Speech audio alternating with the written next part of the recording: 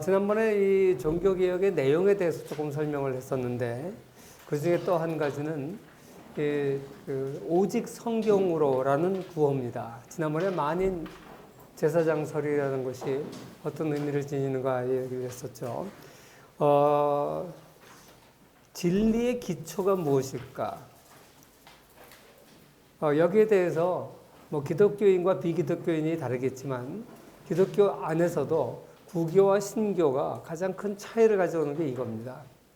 뭐냐면 구교는 초대 교황 베드로가 예수님의 수제자였죠. 그래서 그 후로부터 이 교황의 수제자로 교황권이 내려가는데 최고의 권위는 이 교황의 입에서 나오는 거예요. 교황청에서 발표하는 것이 최고의 권위를 지니는 거예요. 왜냐하면 성경도 사실 신약 성경 같은 경우에 상당 부분이 예수의 제자들의 기록입니다. 편지도 있고 역사적으로는 사건을 기록하기 위해서 기록도 있고 그런데 그 베드로한테 천국 열쇠를 주면서 이 땅에서 매이면 천국에서 매일 것이고 이 땅에서 풀면 천국에서 풀릴 거라고 그랬잖아요. 그래서 베드로가 모든 그 권한을 받았기 때문에 이 교황이 있고 교황이 있는 그 교황의 제자들인 사제들, 여기가 진리를 선포할 수 있는 곳이 되는 거죠. 그래서 모든 권위가 교황청에 있었고, 이 성경 가운데 해석의 문제가 생길 수 있어요. 기록된 문자니까 그것 자체는 안 바뀌었다고 치더라도 그것도 사본이 발견되면서 어떤 게 진짜 원본이냐에 대한 논란이 많지만 어쨌거나 더 중요한 건 어떻게 해석하냐의 문제였어요. 그때 올바른 해석은 교황청만 내릴 수 있는 거예요. 다른 해석이 나오면 이단이 되는 거죠. 이단으로 판정받으면 화형도 당하고 그래요. 그런데 종교개혁가들은 아니다. 이 교황청도 인간이기 때문에, 왜? 지난번에 얘기했던 만인 제사장설에 의해서 교황이나 사제들도 인간과 다를 게 없다. 이렇게 얘기를 했잖아요. 그러니까 사제들도 잘못된 해석을 할 수가 있다. 그리고 해석 정도가 아니라 아예 성경에 없는 교리를 주장할 수 있는 거예요. 면죄부가 대표적인 그런 거죠. 마치 이런 것 같아요. 어떤 진리가 있는데 이 진리에 대해서 해석하는 방향이 이게 옳은 길이라고 쳐요. 근데 해석을 이렇게 할 수도 있고 저렇게 할 수도 있어. 그리고 이게 성경의 기록이야. 그런데 해석을 다르게 했던 것은 다음에 다시 제가 이렇게 갈 수도 있고 이렇게 갈 수도 있는데 제가 갈 길로 갈 수 있지만 사람이라는 것은 한번 다른 길로 가면 여기서 또 이렇게 갈 수도 있고 이렇게 갈 수도 있고 이렇게 갈 수도 있는데 계속 다른 길로 갈 수 있다는 것이 사람이 하면. 그래서 교황청에 있는 사제들도 다 사람이기 때문에 사람은 늘 올바르게 할 수도 있지만 잘못될 수도 있는데 방향이 엉뚱한 것으로 할 수도 있다. 성경은 한번 기록된 거기 때문에 이게 변하지 않으니까 설사 다른 방향으로 해석했다 치더라도 그때 다시 제 길로 올 수가 있다. 그래서 성경의 최고의 권위를 두고 성경 해석 가지고는 서로 논란을 할 수 있지만 성경 외에 다른 권위를 두면 위험하다. 완전히 엉뚱한 데로 갈 수도 있다. 그래서 종교개혁가들은 성경을 유일한 권위를 둬야 된다. 이거예요. 그리고 사실 여기에 대해서도 견해가 약간씩 다를 수 있어요. 쯔빙글리가 주장한 이후에 제세례파라는 이름을 붙인 이유는 아나베프티스트라 그러는데 형식적으로 처음에 못 모르고 받은 세례들은 다 소용이 없다.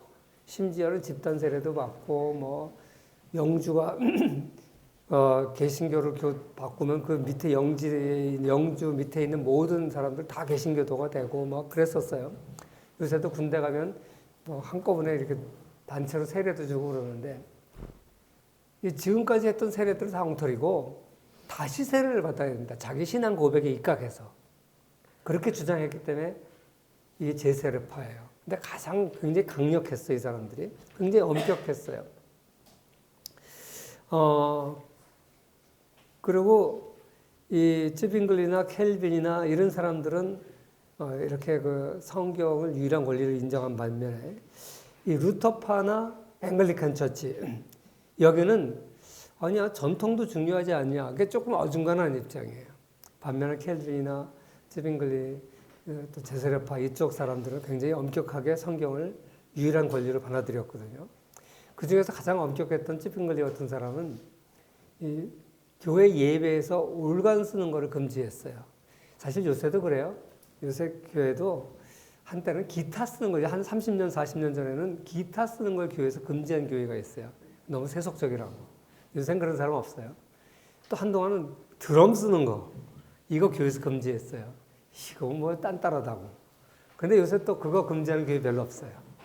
그 시대에 따라서 새로 나타나는 악기라든지 여기에 대해서 항상 그 갈등이 있기 마련인데 이때는 올간이 요새는 우리 올간 그럼 가장 기독교적 종교적 악기잖아요. 파이프 올간 뭐. 근데 이 올간 쓰는 걸 가지고 반대를 했어요. 이건 비기독교적이죠. 왜? 성경에 올간 나오지 않지 않냐?